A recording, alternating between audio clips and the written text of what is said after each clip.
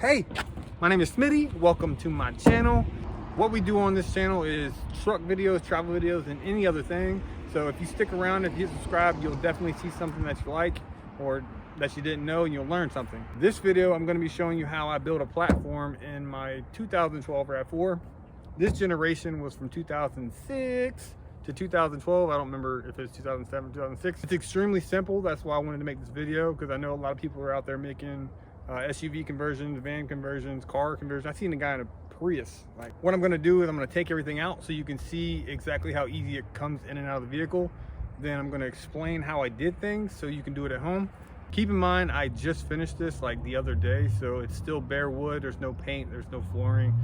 It's nothing fancy. I just wanted to show you my progress and how easy it is for you to do this. Without further ado, let's get to it.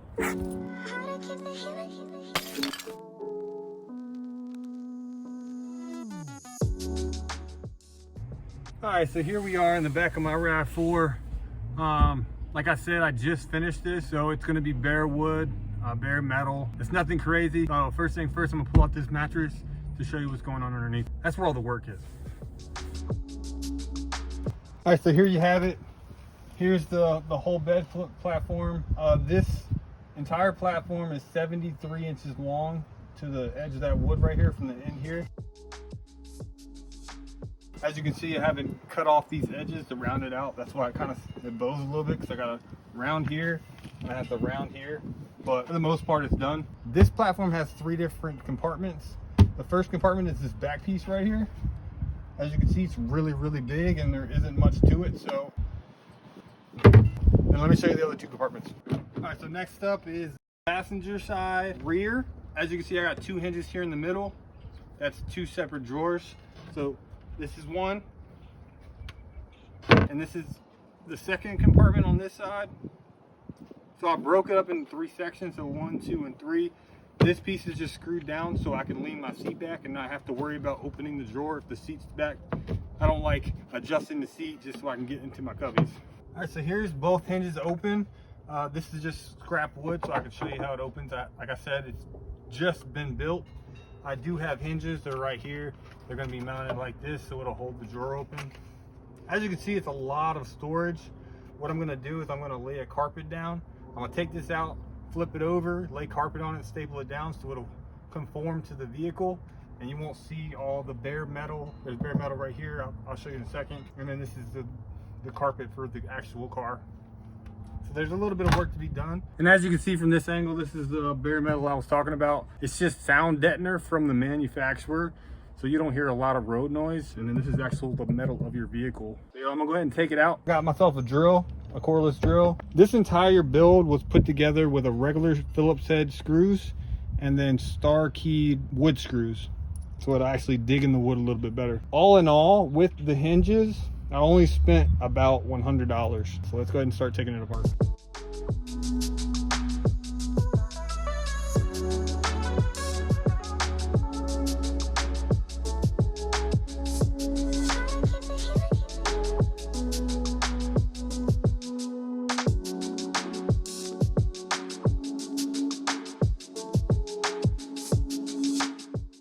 There's only 2 pieces I didn't take out. It's this one right here, and then that one right there, because you can obviously see what's going on. This one because it's actually bolted to the car. I bolted it in 3 places, so 1, 2, and 3. That way it'll give me a great base to screw everything else down to. So this piece is the only thing holding the entire bed platform into place. This piece is the one I just showed you, but I wanted to show you a different angle because I didn't box off this side. I actually boxed off this side. When I open up the cabinets, you can actually see the bare metal that was right here. There's bare metal right there. I might box it off in the future, but for right now, I'm not worried about it. So what I did right here is, that's actually what it looks like. It's a ribbing of the car. All I did was I measured from here to here, or from right here to right here. I added an extra inch to give me more area to work with. And then I cut out a piece with an inch overhang so I can have as much stability as I can. But if you go too far, it'll bow and might crack. And then all I did was measure from here to here, cut the piece, and then screw it in 3 places.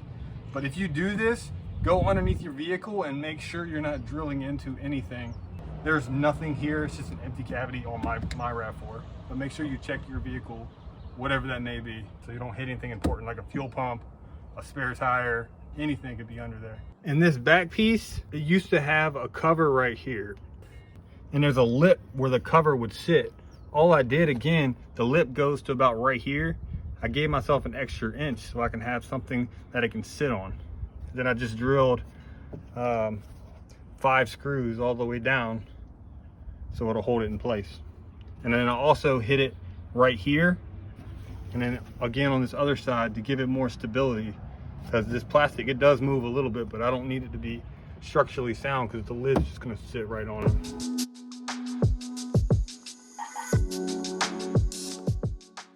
Another question I often get when I'm building out something like this is, how do I make the perfect piece of board, or how do I get the perfect angle so it'll fit? Because the car is not square. I promise you, it's not square. There is no car out there that is 100% square like you would traditionally get in a house. The perfect answer is, it's called a saker. So what I would initially do is I'd have my saker, tape measure, and a cardboard box, typically as long as the piece that you're working with. So the first thing I would do is I'd grab my tape measure, figure out how long I wanted my piece. So if I wanted a piece right across the front, I would just measure exactly how far I wanted it. And then I'd get me a cardboard box, the same length. Then what you're gonna do, the saker is an excellent tool because it gives you the perfect angle almost every time, if you use it right. The key is using it right. What I would do, I would take my cardboard box, lay it out right beside me. Then wherever I wanted my start point to be, as you can see right here, there's a mark in the carpet. That's my start point. And then I would lay the saker down, trace the same thing onto the cardboard. Where it gets complicated is these ribs like this.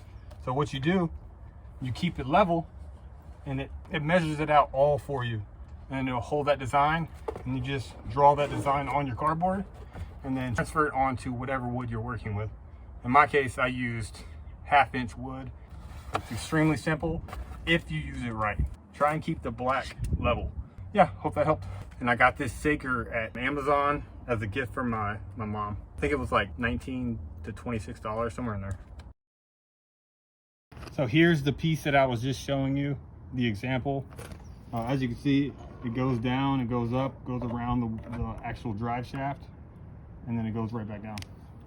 That side is lower than this side. Again, the vehicle is not 100% square. Here's the side piece. I had to go around all the bumps and lumps of the vehicle. Again, I used the same saker tool to do the sides and the middle and the other side, because the left side ain't always necessarily the same as the right side. This is what it looks like in the vehicle. So I had to go around this hump right here where the seat bracket used to be, and then it kind of slopes up right here. I'm not a professional in any way whatsoever. I just do what's cost effective and gets the job done, because as you can see, I didn't go down into that crevice because I didn't feel like I needed to. And then here it's not perfect, and down here isn't perfect. So your job may not be perfect, but as long as it works, that's all that matters.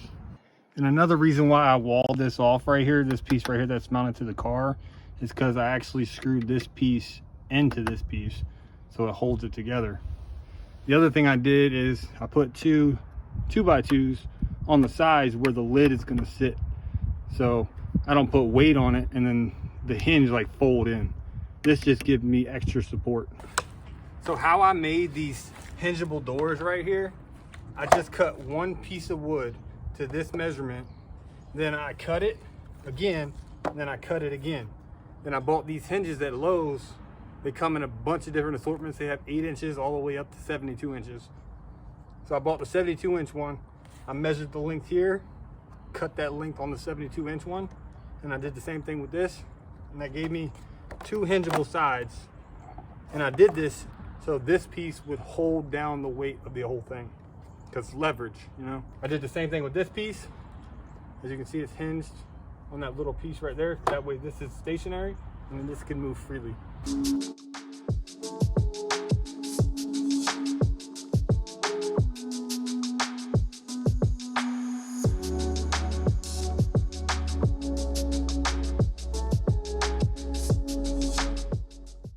If this is something that you're interested in doing, I suggest you do it because it's very simple. You don't have to pay for campgrounds. You don't have to buy a tent. This is your tent. If you want to live in it, people live in them full time. I actually do live in mine full time, not currently because there's nothing in here. I just finished building it because I got rid of my 4Runner. But the reason why I built it the way I built it is because I was trying to capitalize on every square inch that I can for storage, because everyone knows that more storage is great. So I hope this gives you some ideas. I hope you learned something.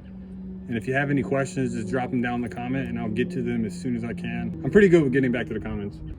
Bye.